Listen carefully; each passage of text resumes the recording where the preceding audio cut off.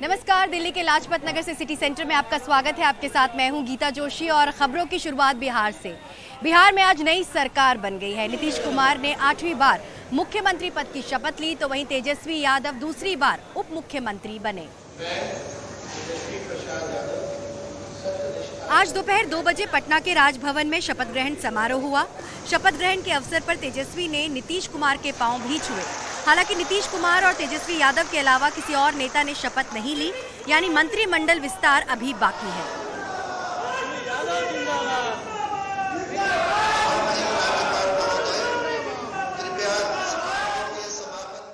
शपथ लेने के तत्काल बाद पत्रकारों से घिरे नीतीश कुमार ने कहा कि प्रधानमंत्री बनने की उनकी कोई महत्वाकांक्षा नहीं है, लेकिन वो जरूर चाहेंगे कि 2024 में 2014 ना दोहराया जाए। हमारे पार्टी के सब लोगों से पूछिए, जो अप्रोच था जिनके साथ थे। सर 2024 में प्रधानमंत्री पद के उम्मीदवार होंगे आप? नहीं, हम किसी चीज के उम्मीदवार का हम कोई दावेदारी नहीं। आपके कार्यकर्ता लेकिन इतना तो जरूर कर दीजिए ना कि 14 में जो आए 24 तक के आगे रह पाएंगे कि नहीं रह पाएंगे, वो अपना समझ। वहीं तेजस्वी यादव ने भी अपने मुख्यमंत्री की बात का समर्थन किया। भाजपा के लोगों ने आज कहा कि सरकार बिहार की नहीं चलेगी और मुख्यमंत्री जी ने जो पलट में जो वार किया है, वो मुख्यमंत्री जी ने कहा कि 24 में ही सरकार गिर जाएगी, दोबारा आने वाले लोग नहीं हैं। जो नीतीश कुमार जी ने आज बयान दिया, इसमें सच्चाई है, जनता देख रही है और ये होकर के रहेगा। बिहार की पूर्व मुख्यमंत्री राबड़ी देवी के लिए एक बड़ा अवसर था। बड़ा बेटा तेजस्वी प्रताप उनके साथ था, तो वहीं घर से निकलने से पहले मां ने बेटे को दही गुड़ खिलाया, जिसके बाद तेजस्वी यादव ने बड़े भाई और अपनी मां के पैर भी छुए। अब बिहार के जनता के लिए बहुत अच्छा हुआ है। बहुत बिहार के जनता के हम धन्यवाद देते हैं, शुभकामना भी देते हैं और सारे मीडिया के लोगों को मैं शुभकामना धन्यवाद देती हूँ कि बहुत अच्छा हुआ बिहार के जनता के लिए, बिहार के देश राज्य के लिए।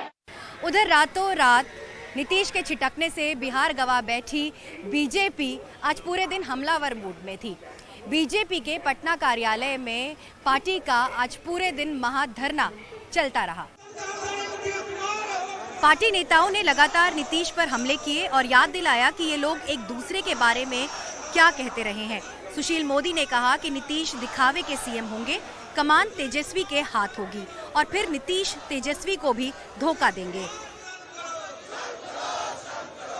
चीफ मिनिस्टर तो तेजस्वी यादव है, नीतीश जी तो केवल जिसको टिटुलर हेड कहते हैं वो दिखावे के मुख्यमंत्री होंगे।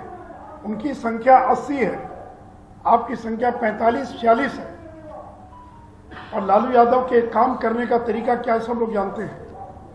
तो दिखावे के मुख्यमंत्री रहेंगे नीतीश कुमार और असली मुख्यमंत्री होगा तेजस्वी प्रसाद यादव। तो वहीं सुशील मोदी ने ये भी दावा किया कि नीतीश कुमार उपराष्ट्रपति बनना चाहते थे, लेकिन जब बीजेपी ने उनकी इच्छा पूरी नहीं की तो वो साथ छोड़कर चले गए।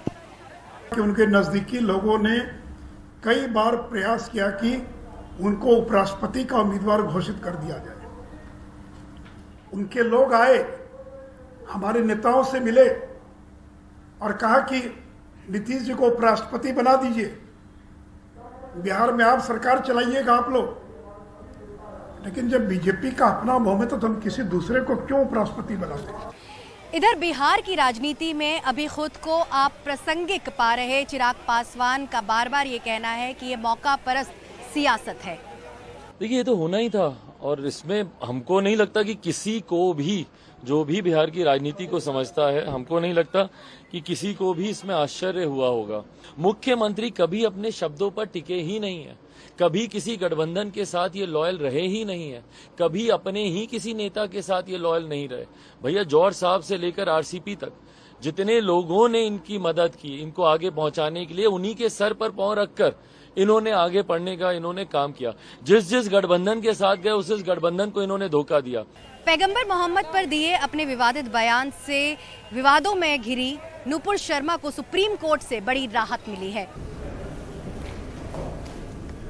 सुप्रीम कोर्ट ने उनके खिलाफ अलग अलग राज्यों में दर्ज एफआईआर दिल्ली ट्रांसफर कर दी है।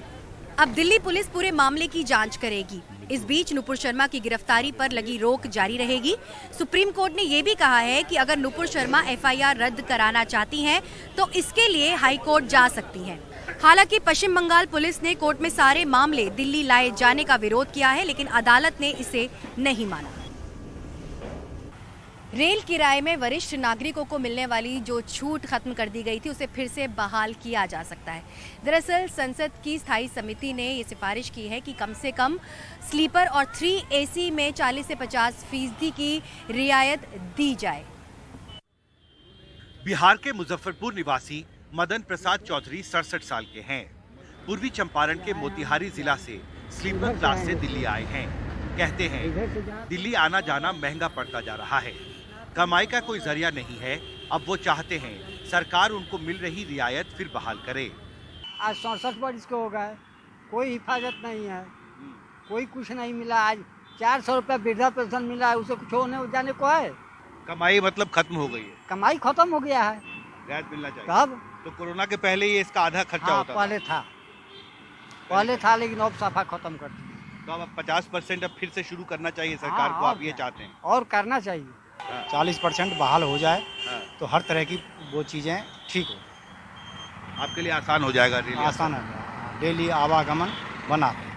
अब मदन चौधरी जैसे बुजुर्ग रेल यात्रियों को यात्री भाड़ा में रियायत देने की पहल तेज हो रही है। रेलवे पर संसद की स्थायी समिति ने 4 अगस्त को संसद में पेश अपनी रिपोर्ट में कहा है, वरिष्ठ नागरिकों की कोविड पूर्व रियायत की समीक्षा की जाए और कम से कम स्लीपर क्लास और 3rd AC में इसे बहाल करने पर तत्काल विचार हो, जिससे कमजोर और वास्तव में जरूरतमंद वरिष्ठ नागरिक रियायत की सुविधा का लाभ उठा सकें।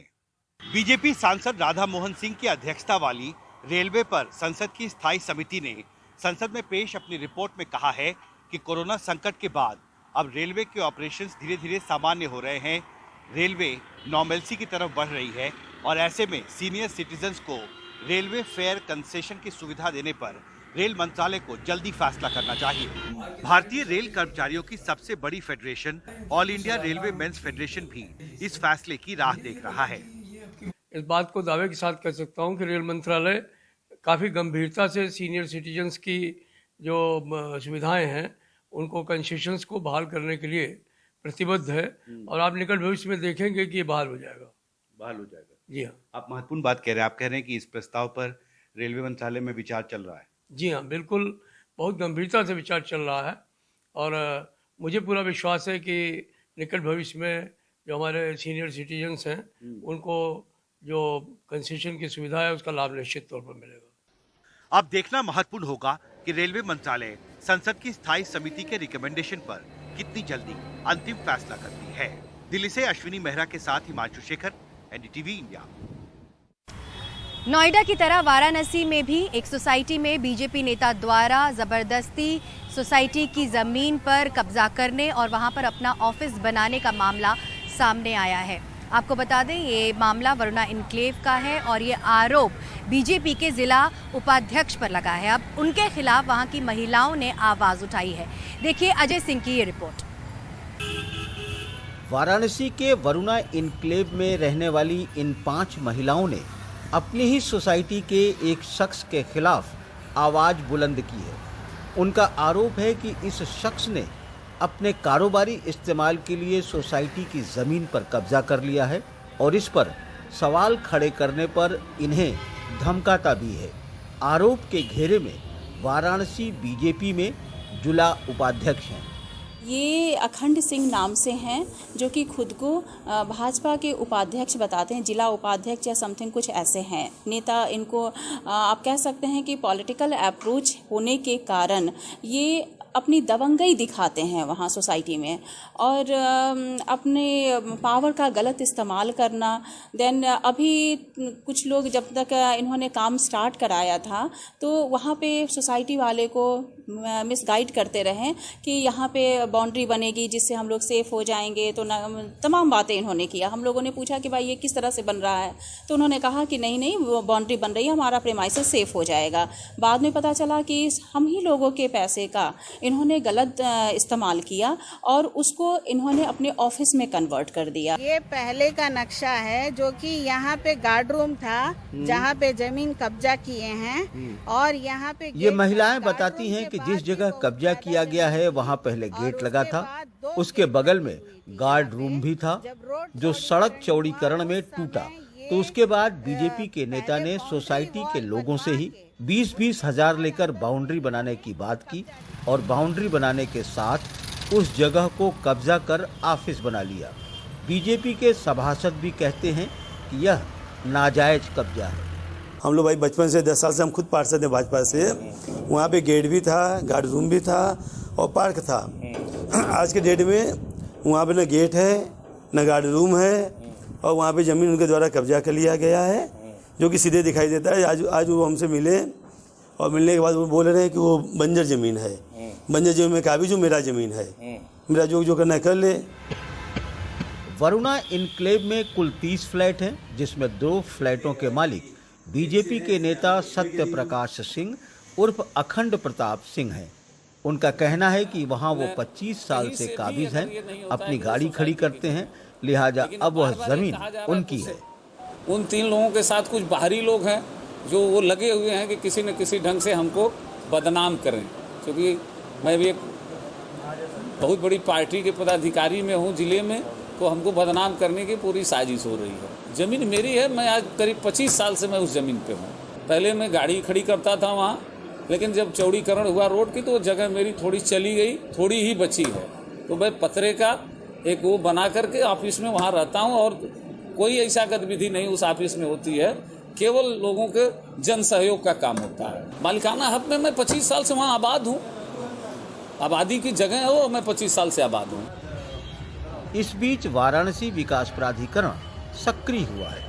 सोसाइटी के कॉर्नर पे एक लैंड है जिसपे कि अवैध रूप से कब्जा करके एक कमरा बनाया गया है कमर्शियल टाइप का, और ये शिकायत जून में तकरीबन फर्स्ट वीक ऑफ जून में प्राधिकरण के पास आई थी, जिसके बाद प्राधिकरण की तरफ से जो हमारी प्रवर्तन टीम है मौके पे गई भी थी, पूरा जांच किया था, तो उसमें ये अवैध निर्माण के रूप में पाया गया था, जिसमें इसे नोटिस और डेमोलिशन ऑर्डर भी किया गया है।